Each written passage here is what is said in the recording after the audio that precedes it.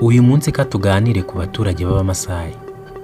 Abamasayi ni ubwoko bw'abantu bazwi cyane muri Afurika y'Iburasirazuba, cyane cyane muri Kenya ndetse na Tanzania. Ni abantu b'aborozi gakondo batunzwe cyane no korora inka, ihene, intama. Usibye ko inka zo zifite agaciro kanini mu muco wabo, ni nk'umutungo w'ikimenyetso cy'ubukire. Imwe mu miterere n'umuco wabo, bambara imyambaro itukura yitwa shuka.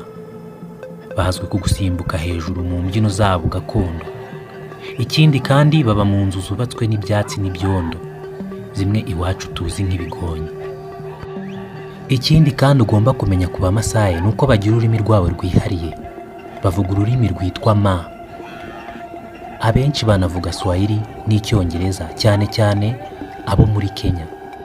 Wowe wafunguye kino kiganiro, muhaye ikaze kuri uno muyoboro wa YouTube DM Empire.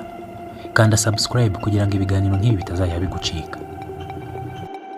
Imiturire y'Abamasayi iratangaje cyane. Batuye cyane mu duce tw'ibyanya by'inyamaswa nka Masai Mara National Reserve, ahantu hagoye kandi hatinyitse kuhatura. Aka gace ka Masai Mara National Reserve ni agace k'ubutayu bwa Savannah.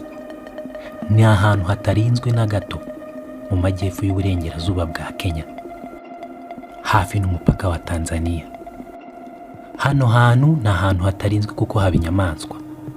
Mu nyamaswa zaho harimo intare, inguge, inzovu ndetse n'imvubu.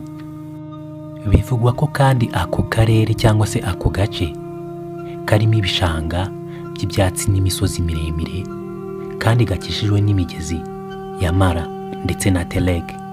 Ako karere